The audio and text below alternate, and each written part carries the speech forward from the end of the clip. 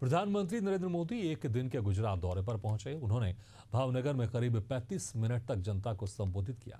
PM सुबह 10 बजे भावनगर पहुंचे थे। इसके बाद उन्होंने एयरपोर्ट से जवाहर ग्राउंड तक रोड शो किया। समुद्र से समृद्धि कार्यक्रम में सौराष्ट्र और गुजरात में 34,200 करोड़ रुपए के विकास कार्यों का वर्चुअली उद्घाटन और शिलान्यास किया। इसी दौरान प्रधानमंत्री मोदी ने धोलेरा विशेष निवेश क्षेत्र DSIR का हवाई सर्वेक्षण किया।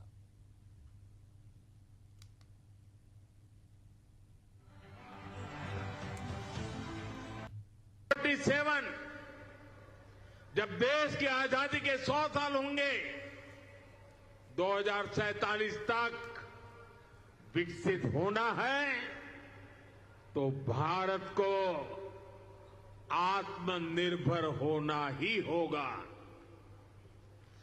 आत्मनिर्भर होने के अलावा भारत के पास कोई विकल्प नहीं है।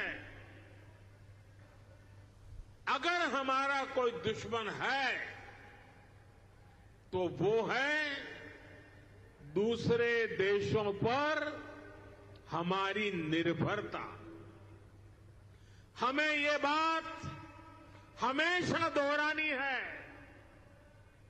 जितनी ज्यादा विदेशी निर्भरता उतनी ज्यादा देश की विफलता।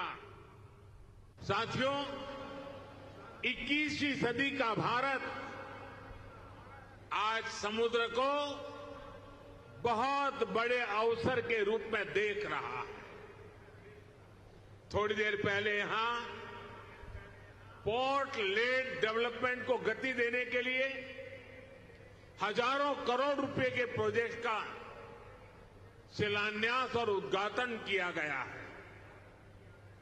देश में क्रूज टूरिज्म को प्रमोट करने के लिए आज मुंबई में इंटरनेशनल क्रूज टर्मिनल का भी लोकार्पण किया गया है।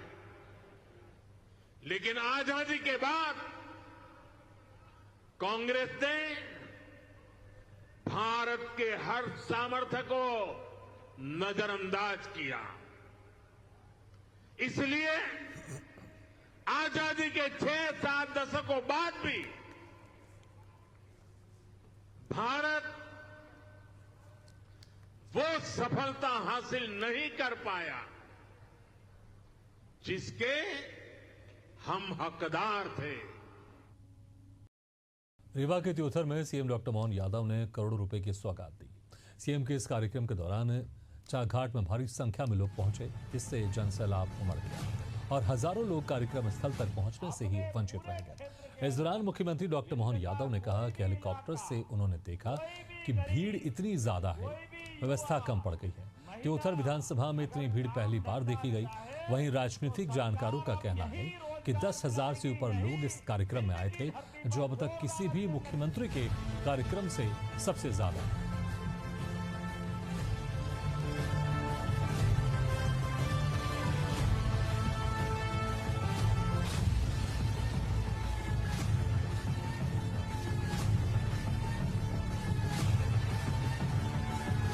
अपने पूरे क्षेत्र के अंदर विंध्य का कोई भी इलाका, कोई भी गरीब, कोई भी युवा, महिला अगर काम धंधा चाहे तो सरकार अब यही रोजगार दिलाएगी। यही विंध्य की धरती पर जोरदार अभिनंदन। एमपी के शासकीय अस्पतालों में चूहों के आतंक के मामले में पीसीसी चीफ जीतू पटवारी के आरोपों पर डिप्टी सीएम राजेंद्र शुक्ला का बयान सामने आया है। उनका कहना है कि स्वास्थ्य महकमा पूरी तरह अलर्ट पर है। लोगों को बेहतर स्वास्थ्य सुविधाएं उपलब्ध कराने की दिशा में लगातार सरकार काम कर रही है। स्वस्थ नारी सशक्त परिवार अभियान चल रहा है, इसमें भी विभाग तेजी से काम कर रहा है। अच्छी चीजें होगी वो नहीं बोलेंगे, और यदि कहीं कोई कमी दिखेगी तो उसका मुद्दा बनाना ये उनका काम है। लेकिन स्वास्थ्य विभाग पूरी तरह से अलर्ट है और स्वास्थ्य के सूचकांकों में भी बहुत सुधार हो रहा है। हमारी मातृ मृत्यु दर जो 175 थी वो 137 हो गई है। शिशु मृत्यु दर भी घट के 42 से 37 हो गई है।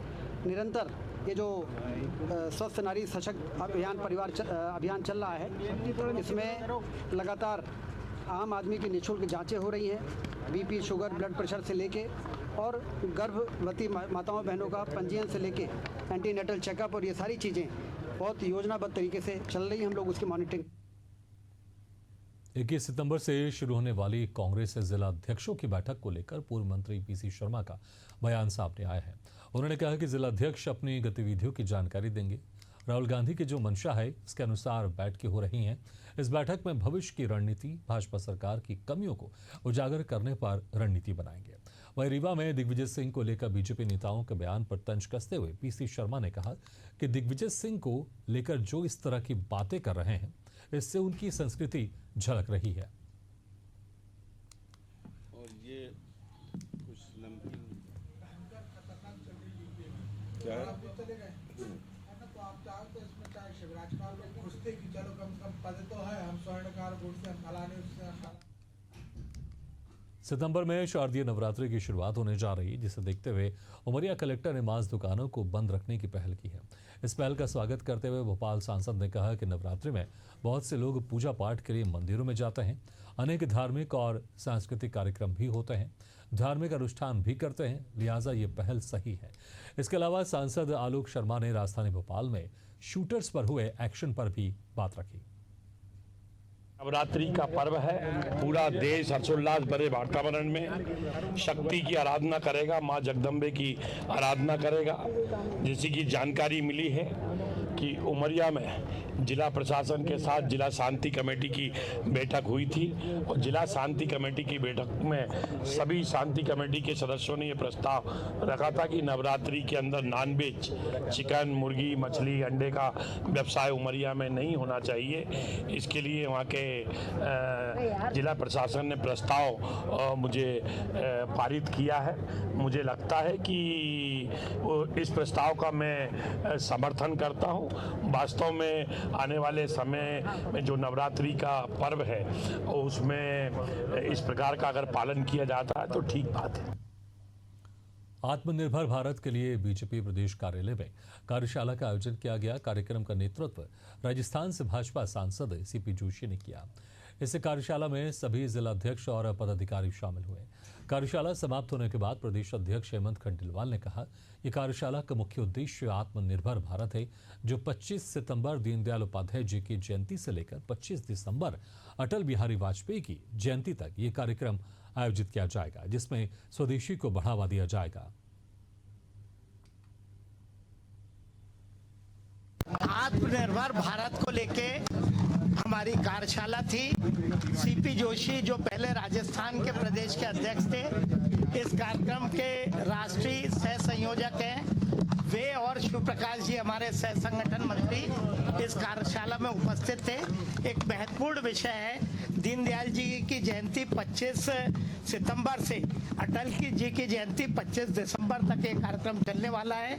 हमारे देश में बना उत्पाद, वो उत्पाद जो स्वाभिमान भी बढ़ाए, वो उत्पाद जिसमें भारतीय मजदूर का पसीना बहे, उसके लिए हम देश को प्रेरित करें। हर नागरिक अगर कोई सामान लेने जाए एक क्षण रुके और इस बात की चिंता करे कि वो उत्पाद क्या भारत में बना है, भारतीय मजदूर ने उसमें अपना पसीना बहाया है। धीरे धीरे भावना यदि पूरे देश में आएगी तो वो दिन दूर नहीं जब हमारा एक्सपोर्ट ज़्यादा होगा, इंपोर्ट कम होगा।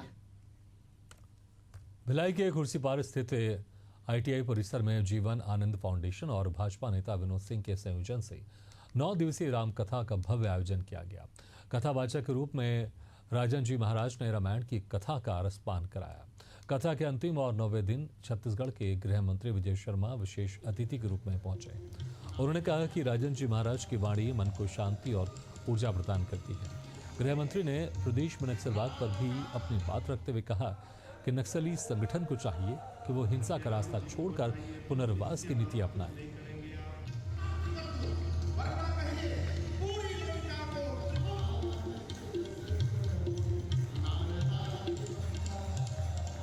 मैं आपके माध्यम से और सारे ही मीडिया के माध्यम से उनसे पहली अपील करता हूं कि उनको सिविलियन किलिंग्स बंद करना चाहिए। कल परसों भी किया और उसके पहले भी किया। उनको आईडी हटा लिया ये कहना चाहिए। और अगर सब कुछ मिलकर तैयार है तो कोई बात हो सकती है। पहले ये तो करें भाई, वो ईडी की जांच है, ईडी वाले बताएंगे। मैं भी पढ़ा हूँ, जैसा सुना हूँ इस विषय को, ऐसा ऐसा हुआ है करके। देखिए, प्रथम जानते हैं, और पूरा तंत्र ही शराब घोटाले में लगा था, यह भी आप जानते हैं। कोयला घोटाला भयंकरतम हुआ है, वह भी आप जानते हैं। पूरा तंत्र मतलब प्रशासन और पुलिस भी, सब कुछ उसमें झोंक दिया गया था, ये आप जानते हैं। अब ऐसे में ऐसे नई नई कथाएं जो रोज आएंगी वो गलत नहीं है, वो उसमें कहीं ना कहीं सच्चाई है, तब तो वो जांच में सामने आ रही हैं बातें। छत्तीसगढ़ कांग्रेस के प्रदेश अध्यक्ष दीपक बैच ने सरकार पर तीखा हमला बोला है।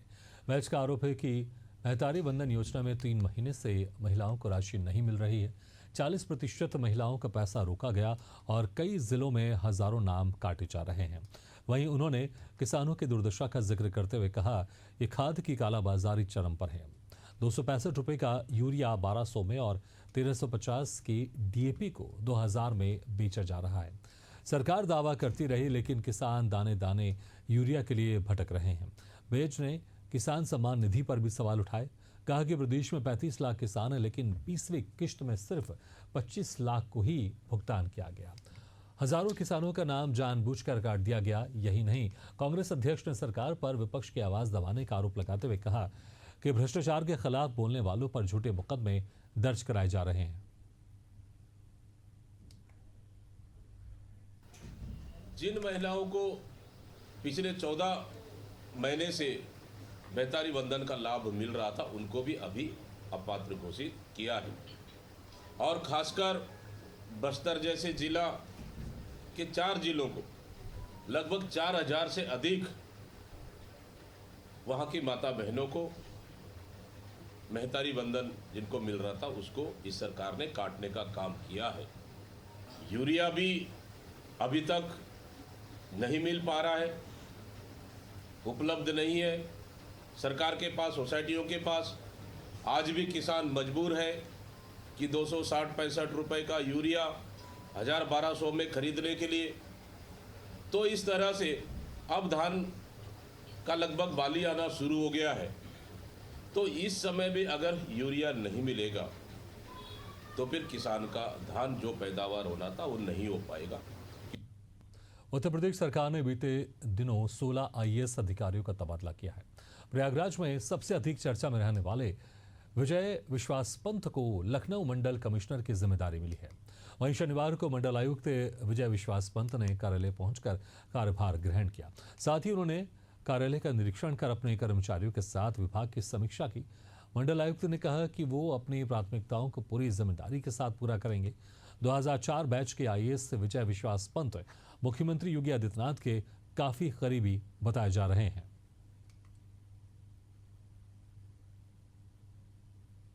यहाँ महानगर की जो समस्याएं रहेंगी और जो पूरे मंडल की भी और अन्य समस्याएं रहेंगी, उसको मैं पहले देखूंगा, समझूंगा और जो अपने कलीग से बात करूंगा, यहाँ बहुत वरिष्ठ अधिकारी हैं, उनसे वार्ता करूंगा। उसके बाद फिर मतलब प्राथमिकताएं तय करी जाएंगी। और जहाँ तक एक जनरल प्राथमिकताएं होती हैं, वो जो माननीय मुख्यमंत्री जी द्वारा दिए गए दिशा निर्देश रहते हैं और जो विकास कार्यक्रम रहते हैं, जो यहाँ नगर निगम की समस्याएं रहती हैं, विकास प्राधिकरण की समस्याएं रहती हैं, वो तो प्राथमिकता में रहेंगी।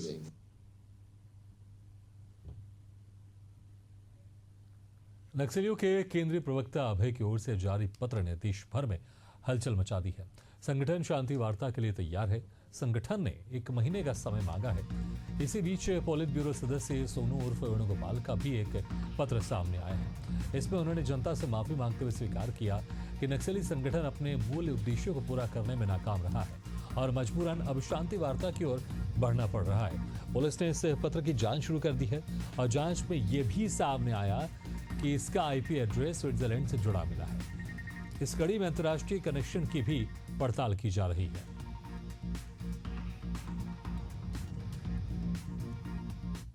तो मैं भी ऐसी न्यूज में देखा हूँ कि सरकार मैंने उन लोग कमेटी में निर्णय किए थे ना, तब तो स्टेटमेंट दिया था।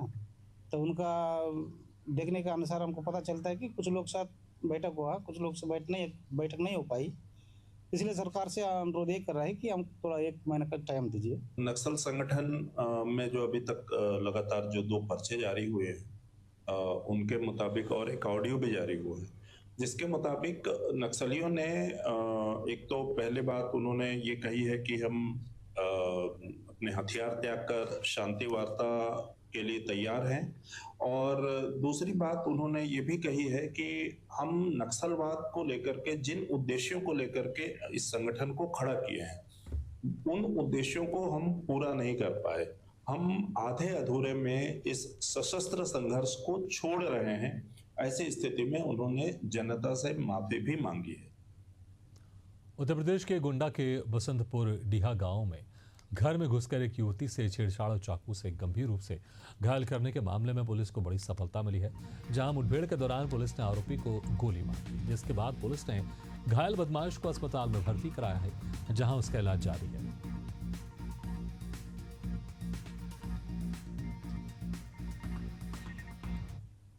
थाना कौड़िया पुलिस से एक शातिर बदमाश की पुलिस मुठभेड़ हो गई। इस मुठभेड़ में पुलिस द्वारा आत्मरक्षार्थ की गई जवाबी फायरिंग में यह बदमाश गोली लगने से घायल हो गया। इसे तत्काल उपचार हेतु जिला अस्पताल ले जाया गया। इस बदमाश का नाम जितेंद्र है, जो थाना कौड़िया क्षेत्र के ग्राम बसंतपुर डीहा का निवासी है। इस बदमाश के द्वारा आज सुबह करीब 9 बजे अपने पड़ोस में रहने वाली एक महिला पर चाकू से हमला करके घायल कर दिया गया था। उस घायल महिला को तत्काल जिला अस्पताल उपचार हेतु लाया गया, जहां उसका उपचार चल रहा है और वह सामान्य है और खतरे से बाहर है। पन्ना के कोतवाली थाना क्षेत्र के नयापुरवा रानीबाग में शोभा कुशवाहा के प्रसव के दौरान दर्दनाक मौत के बाद पूरे परिवार में मातम पसरा हुआ है। इस घटना ने स्वास्थ्य सेवाओं पर कई सवाल खड़े कर दिए हैं। परिजनों का आरोप है कि डॉक्टरों की लापरवाही के कारण ही शोभा और उसके अजन्मे बच्चे की जान गई है।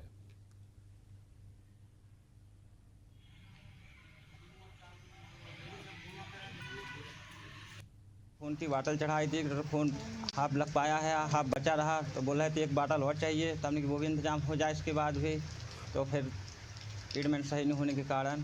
किसकी लापरवाही मान रहे हैं? हम तो लापरवाही डॉक्टर की मान रहे हैं। कहाँ? यहाँ पन्ना की? यहाँ पन्ना की भी, वहाँ के भी। यहाँ पर बच्चा खत्म हो गया था। दुर्ग जिले के टेमरी नाला के पास से दामोदा गांव में उस वक्त हड़कंप मच गया जब एक अधेड़ महिला का शव मिला। महिला के सिर पर चोट के निशान पाए गए हैं। वहीं घटनास्थल पर खून भी बिखरा हुआ है। गांव वालों की सूचना पर पुलगांव थाना पुलिस मौके पर पहुंची और जांच में जुट गई है।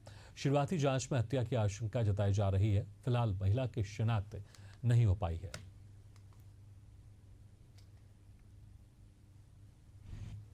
पुलगांव अंतर्गत चौकी नकपुरा में ग्राम टेमरी के पास एक महिला का शव प्राप्त हुआ है और उनके शरीर में और चेहरे पर चोट के निशान है और ऐसा प्रतीत होता है कि किसी पत्थर से चेहरे को मारा गया है। महिला की शिनाख्तगी की कार्रवाई की जा रही है और उसमें डॉग पुलिस और एफएसएल की टीम मौके पर पहुंच गई है। उनके द्वारा मौके का मुआयना किया जा रहा है। बुंदेलखंड के प्रगतिशील किसान ने नई तकनीक का इस्तेमाल कर अपने साथ ही बहुतों की तकदीर बदल दी। हम बात कर रहे हैं बड़गांव धसान कस्बे के कृषक रामलाल प्रजापति की, जिनको जिले से लेकर दिल्ली तक सम्मानित किया गया।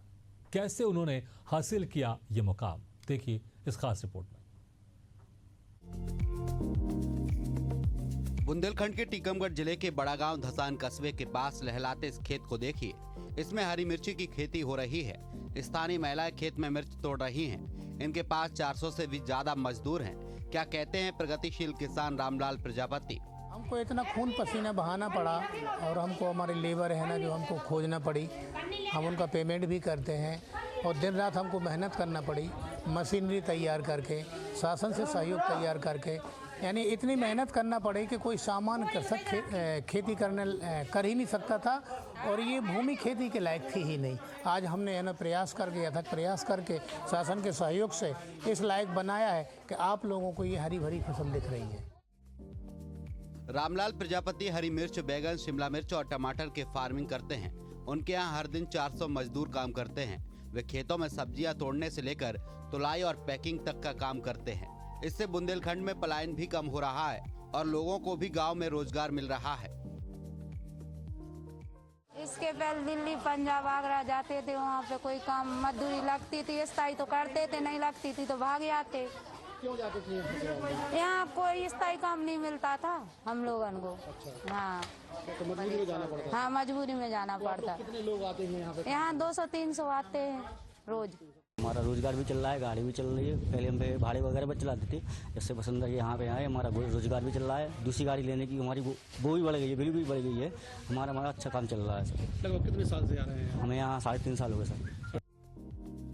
बुंदेलखंड के एक गांव का एक किसान न सिर्फ अपनी आर्थिक स्थिति सुधार चुका है, बल्कि वो बड़े पैमाने पर स्थानीय लोगों को रोजगार भी दे रहा है। इससे यहाँ से होने वाले मजदूरों का पलायन भी रुक गया है और लोगों को अब अपने करीब ही रोजगार मिल रहा है। एशियन न्यूज के लिए टीकमगढ़ से संतोष कुशवाहा की रिपोर्ट।